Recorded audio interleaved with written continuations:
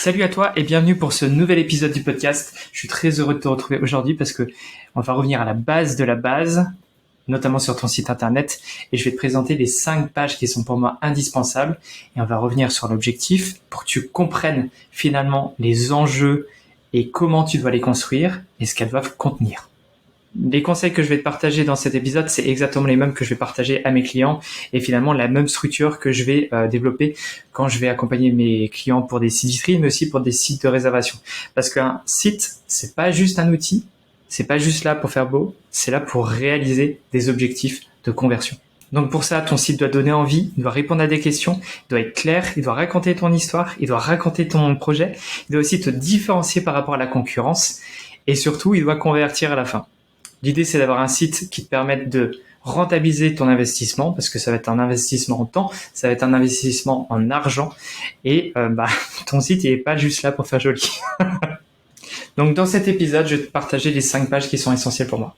Pas seulement pour cocher une liste, mais pour t'aider en fait si aujourd'hui tu es en pleine réflexion pour créer ton propre site, ça va te permettre d'avoir déjà un petit peu d'avance sur la réalisation. Et aussi, si par exemple tu as déjà un site internet et tu voudrais rajouter un petit coup de frais là-dedans pour t'améliorer sur ces axes et sur ces sujets. La première page pour moi qui est hyper importante, c'est la page d'accueil. Ça fait sens, c'est la première page que vont voir tes visiteurs lorsqu'ils vont arriver sur ton site.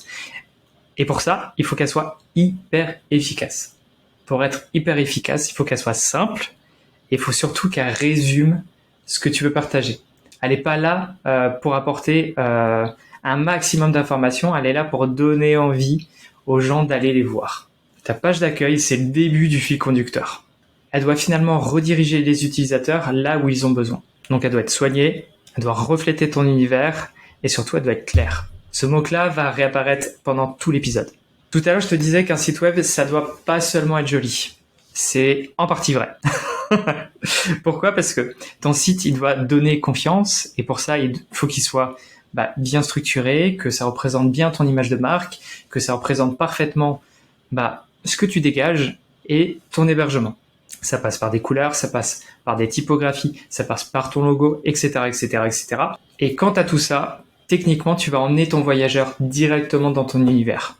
C'est à travers des photos, c'est à travers des couleurs, c'est à travers les mots que tu vas choisir que tu vas pouvoir transmettre tout ça. Comme je te le disais au tout début, cette page-là, c'est le fil conducteur de ton site internet. On a tendance à vouloir tout dire tout de suite, tu sais, comme un premier date. Mais là, c'est vraiment cette histoire, cette idée-là qu'il faut que tu aies en tête. Il faut que tu te canalises et tu comprennes que l'utilisateur veut seulement être rassuré et savoir qu'il va tout trouver à disposition. Cette page, elle sert de tremplin. Il y a aussi un enjeu SEO qui est hyper important sur cette page d'accueil. Cette page d'accueil, normalement, c'est celle que tu vas trouver lorsque tu vas taper le nom de ta marque, le nom de ton gîte. Quand je dis gîte, c'est si tu n'en as qu'un seul.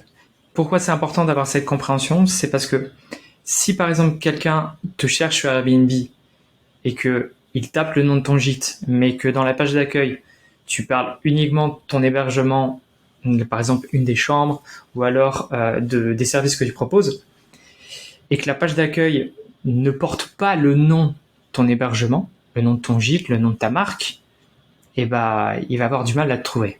Il faut donc que cette page-là contienne les mots-clés essentiels qui vont prouver à Google que cette page-là, ça correspond au nom de ta marque, au nom de ton projet. Mais attention à pas trop en faire, il faut que ça soit clair. Et encore une fois, à la fois pour Google, pour pas qu'il voit que tu forces les choses. Donc ne mets pas 50 fois le nom de ta marque, s'il te plaît. Pareil pour le lieu, pareil pour les autres mots-clés. Plus tu vas faire d'efforts pour être présent à un endroit, plus Google va le voir et même plus tes clients vont le voir et ça va sembler louche. J'aime bien utiliser cette image-là. Quand tu vois ta page d'accueil, imagine que c'est ta porte d'entrée.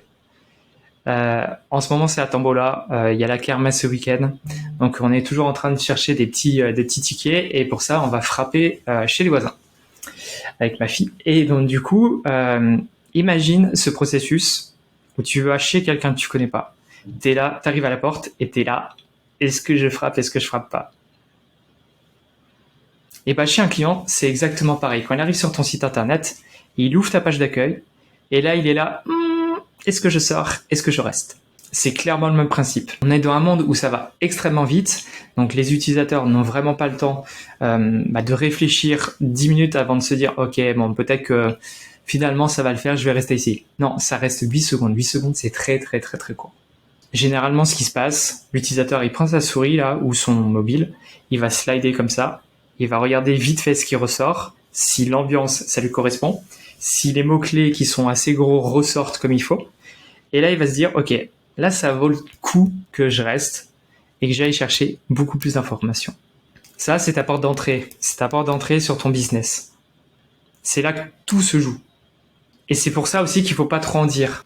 Imagine, il y a quelqu'un qui arrive et qui te dit « J'aimerais bien dormir ici pendant 2 nuits. » Et toi, tu arrives avec tes gros sabots et tu vas lui dire « Est-ce que tu savais qu'à côté, il y a un restaurant, il est vachement bien, on peut y manger des pizzas, etc. etc. » Et je t'ai pas dit un autre truc, là-bas, il y a une plage où les chiens sont acceptés. Sinon, il y a un parking aussi. Et après, t'enchaînes en mode « En fait, moi, c'est Yann et j'adore faire du surf. » Là, honnêtement, tu passes pour le fou du village. La personne, elle était là, elle était presque dans ta poche, et tu l'as bombardé de sujets qui sont totalement inintéressants à ce moment-là dans sa tête. Si ça se trouve, lui, il a pas de chien. Il a juste envie de venir là parce qu'il est en déplacement professionnel, et donc du coup, il s'en fiche que tu aies tel ou tel service sur place. Par contre, s'il avait une problématique, et qui veut trouver la réponse à cette problématique, il faut que l'information soit claire quelque part. Il faut que ça soit bien ordonné, il faut que les menus soient cohérents, il faut que ton footer, par exemple, soit cohérent, etc., etc. Là, il y a un autre sujet dans cette histoire. Mais ta page d'accueil doit pas faire peur. Garde cet objectif en tête. Elle doit être accueillante, elle doit te donner envie de rentrer, et elle doit orienter naturellement ton visiteur pour qu'il trouve ce qu'il cherche. Donc maintenant, j'étais assez embêté avec ce sujet de page d'accueil. Je vais t'embêter maintenant avec la page détail de ton hébergement. Imagine, tu as un gîte, on fait la page d'accueil, il y a voir le gîte, tu cliques dessus, tu arrives sur le page détail, un peu comme la page annonce.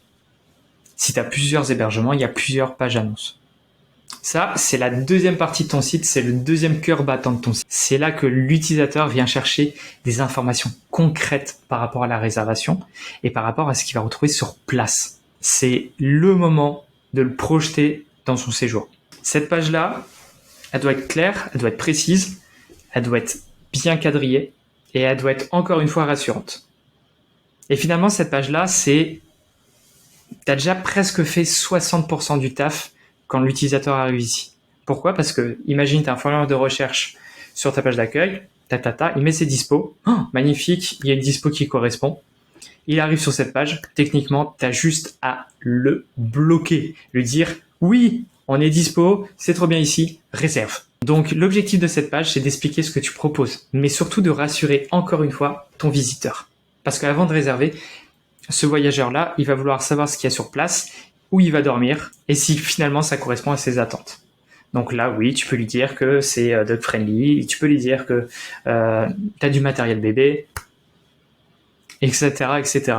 Là, c'est normal. C'est une liste de choses que tu fais et lui, il va faire automatiquement le tri sur ce qui lui correspond ou ce qui lui correspond pas. Et là, comme sur Airbnb, il faut que tu sois précis, mais il faut aussi qu'il y ait un cadre qui soit agréable à regarder. Donc, balance tes meilleures photos à cet endroit-là. Essaye d'avoir un design qui est assez aéré aussi pour que l'utilisateur puisse faire la distinction entre tout ce qu'il va lire. Et fais surtout attention parce que des fois, je vois des pages d'hébergement qui sont un peu bâclées. Tu vois, avoir 2 petites lignes avec on a un lit 160 et on est ouvert de 17h à 19h. Parle dans cette page du confort, parle des équipements, parle de la déco, parle de ta capacité d'accueil et des services qui sont inclus. Mentionne les petits plus, les choses à savoir, tout ce qui va faire finalement la différence par rapport à la concurrence. Si tu as une terrasse, si tu as un jardin, si tu as un barbecue, si tu as du matos bébé à disposition. Et dans tes textes de description d'annonce, n'hésite pas à caler les petits mots qui vont te permettre d'avoir aussi de l'impact sur le référencement. Ça peut être gîte avec jardin en Vendée, ça peut être gîte en Bretagne avec piscine. Tu sais, on voit souvent ça dans les titres Airbnb, là c'est un peu le même délire. Autre truc hyper important sur cette page, il faut qu'il y ait un bouton réservé qui soit à la fois omniprésent mais à la fois caché. Pourquoi je dis caché? Parce qu'il faut pas qu'il y ait un bouton réservé qui clignote dans tous les sens, qui envoie des paillettes, qui envoie des arcs-en-ciel et qui saute à l'écran comme ça en mode réserve, réserve, réserve. Tu vois ce que je veux dire? Mais par contre, il faut que tu en aies un qui soit quand même détaché du contenu pour que la personne puisse le voir rapidement. Et si tu es sur mobile, essaie de le mettre en bas pour que tu l'aies en fait à portée de pouce. C'est peut-être débile, mais aujourd'hui, on va dire 80% des visiteurs sur ton site vont être sur mobile. Donc c'est hyper important à prendre en compte. Et n'oublie pas qu'un bouton bien visible et bien accessible, tu facilites la conversion. Plus tu vas faciliter la navigation de ton utilisateur dans la construction des pages, mieux tu vas convertir. Tu sais, moi je vois beaucoup de réservations sur les sites que je crée qui se font à 21h, 22h, 23h, parfois même à 1h du matin et parfois des fois à 5h ou 6h du mat. Tu sais, à cette heure-là, t'as pas envie de passer du temps à essayer de comprendre. T'as envie que ça aille vite et t'as envie de trouver les choses au bon endroit, au bon moment. Bref, la page d'hébergement, c'est ton argumentaire principal pour séduire et rassurer les voyageurs. Parce que juste avant, t'as fait 60% du taf, avec une page d'hébergement qui claque, t'en rajoutes facilement 30. Donc soigne-la, prends le temps de la faire, prends le temps de la rédiger, mets-la à jour assez fréquemment pour changer les photos. Il faut qu'il y ait des infos claires et tu verras, ça change tout dans l'expérience de tes voyageurs. Allez, on va s'arrêter là pour la première partie. J'espère que je t'ai appris plein de choses et j'espère que j'ai remis une couche si tu avais déjà appris ça par le passé parce que ça fait jamais de mal. On s'intéressera dans la partie 2 à 3 autres pages. La page tourisme et activité pour moi qui est principale, pour le local. La page à propos pour raconter ton histoire et te différencier encore plus. Et la page du panier d'achat. Parce que là, on a fait tout le processus du « il faut que tu cliques sur le bouton réservé », mais il se passe quoi après? J'espère que cet épisode t'a plu. Normalement, il sera en vidéo sur YouTube aussi et avec plein de petits shorts et de réels sur Instagram pour t'apporter un petit peu plus de contenu différent. Et comme ça, tu auras des petits rappels de temps en temps sur les bonnes pratiques et je trouve ça hyper important aussi. Je te donne rendez-vous la semaine prochaine pour la partie 2. Et en attendant, je te souhaite une très belle semaine et à très vite pour continuer à booster ton gîte.